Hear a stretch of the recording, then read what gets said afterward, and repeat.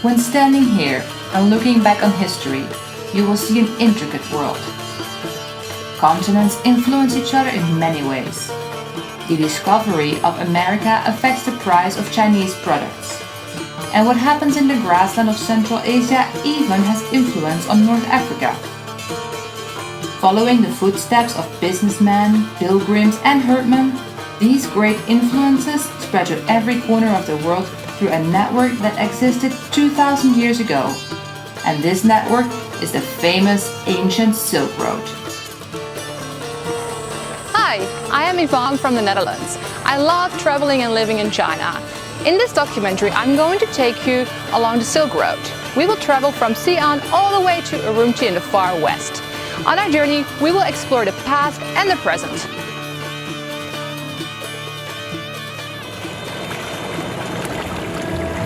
In ancient times, Xi'an was once called Chang'an, and it's always been considered the starting point of the Silk Road.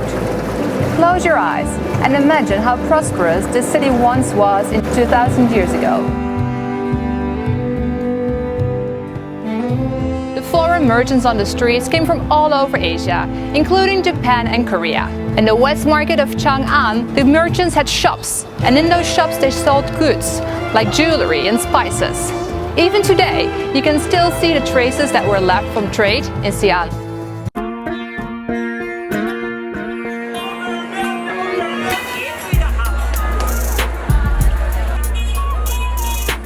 你好。你好。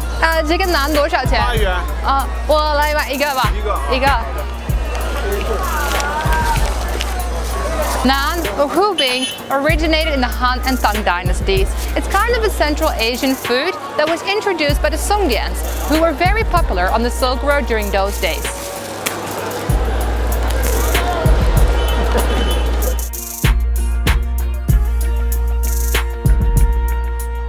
The commercial exchanges between the East and the West didn't only bring goods to the area, but also sharing of food and culture.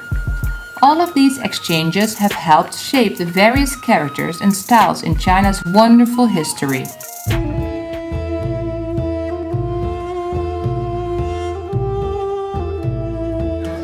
The corridor connecting the Pacific, Central Asia, the Persian Gulf and India witnessed great knowledge and religious exchanges. In the neighboring town, along the ancient Silk Road, Dunhuang offers the fruit of religious and art exchange on the road.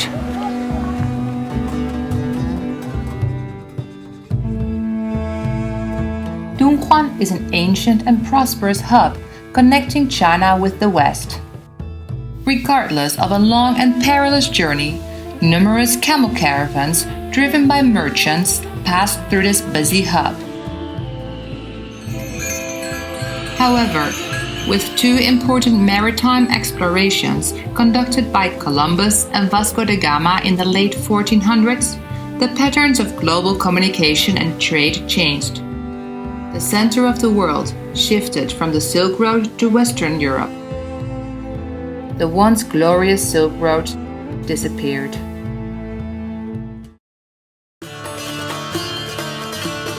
I'm on my way to Xinjiang, which is located in the northwest of China.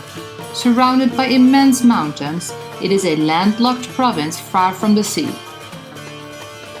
It boasts marvelous landscapes and abundant species. Deeply influenced by the culture along the Silk Road and grassland culture, Xinjiang is home to 47 ethnic groups and has a population of 23 million.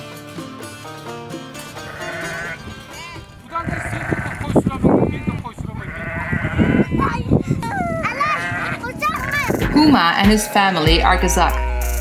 He just caught one of his sheep, which he will be selling to a customer. I met Huma last night and he invited me to come over to his house.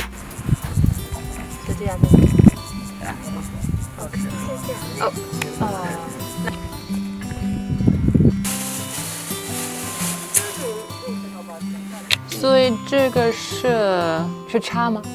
那里面有沙，和这里面有什么？盐。盐。哇，这个是盐吗？不是，是梅子。只是牛奶，这里面是砖茶，和还有盐，咸盐。 I really enjoyed spending a day with the Huma family. I learned a lot about their culture, their traditions, and their customs. Unfortunately, it's time for me to move on to Urumqi.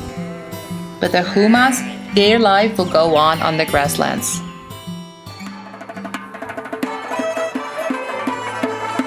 As the glory of the Silk Road has gone away with history, Xinjiang has become an inclusive and modern city with ethnic characteristics. In 2013, President Xi introduced the Belt and Road Initiative, which evokes memory of that familiar history. Following the footsteps of the travelers and saints who moved around with commodities and faith, we promote trade, invest in sea and land channels, and cooperate and communicate with other countries. Perhaps the pivot of the world is drifting back to China and the Silk Road that has played a key role for more than 1,000 years.